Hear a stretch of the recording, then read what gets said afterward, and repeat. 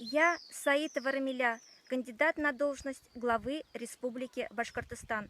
Сегодня 9 июня 2019 года. Я нахожусь в одном из райских уголков Гумеровского ущелья. Оно расположено близ одноименной деревни в Ишимбайском районе Республики Башкортостан. Мы здесь обнаружили краснокнижные цветы, эндемики. Посмотрите, какая здесь красота.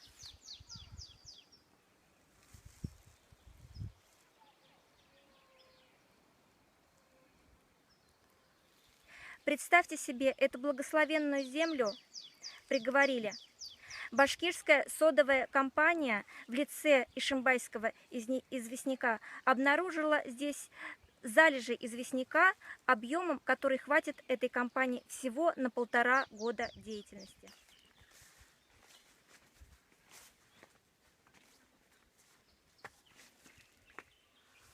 Колодезный журавль. Тропинка к нему постепенно зарастает. В ведре нет воды, в колодце тоже. На этой улице, улице Садовой, деревни Гумерово, вот уже 2 года, как разом пропала вода в артезианских скважинах. Если раньше эти скважины доставляли воду с глубины 12-14 метров, то вот после этого происшествия 2-летней давности жителям улицы пришлось перекопать, и теперь вода идет только с глубины не менее 32-38 метров. Жители Гумерово связывают это с началом геологической разработки Гумеровского ущелья. Мы переночевали, уехав ночью из Гумеровского ущелья, мы переночевали у подножия Юрактау в палатке. И вот в интервале с 7 до 8 утра мы обнаружили, что 10 КАМАЗов проехали в одну и ту же сторону и ехали обратно груженные. Вот сейчас я хочу показать, вот этот КАМАЗ, видите, он тяжело груженный. У нас складывается впечатление, что началась разработка Юрактау под шумок о том, что под споры о Куштау, под вот эту вот геопарк Торатау. И сейчас мы этот вопрос исследуем.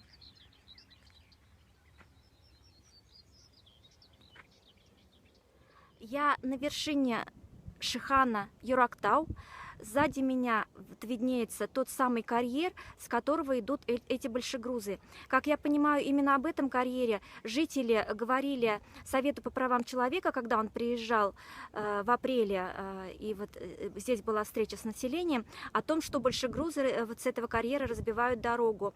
СПЧ не обратил внимания на этот вопрос. Вот теперь я понимаю, что какова важность этого вопроса, потому что явно вот эти разработчики подбираются к Шихану Юрактау.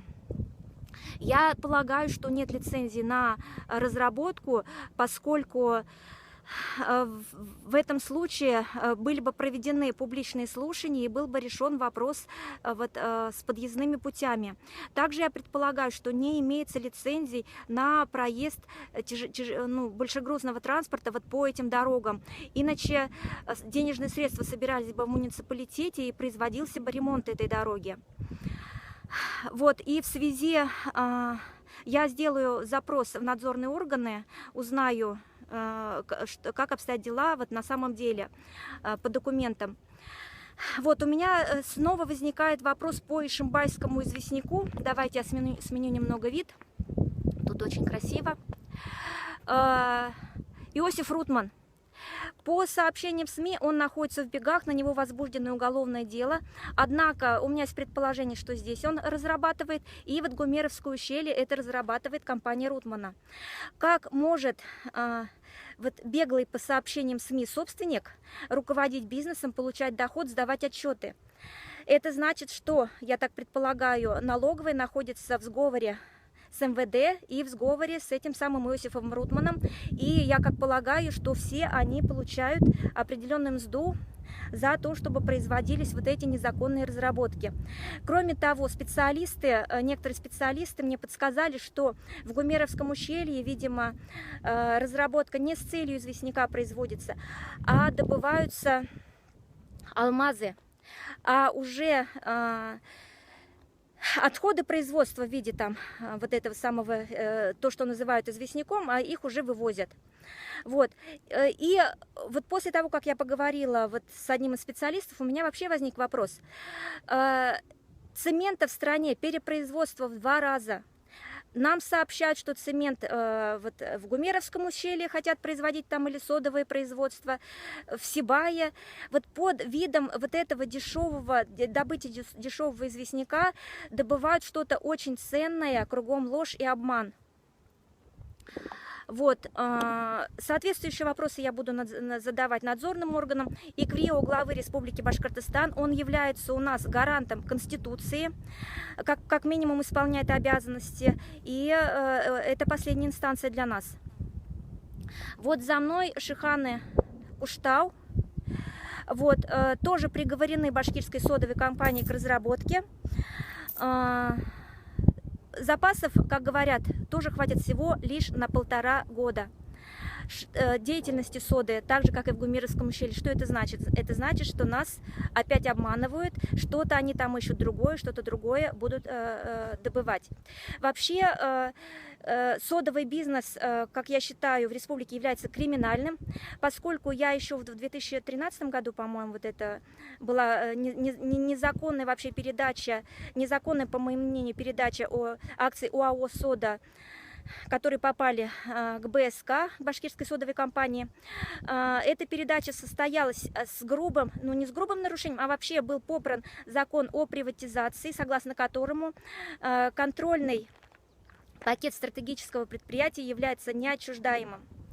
Я делала заявление об этом в правоохранительные органы в тот год, однако мне ответили отказом вот по тем причинам, которые, видимо, я уже называла сегодня в отношении Рутмана.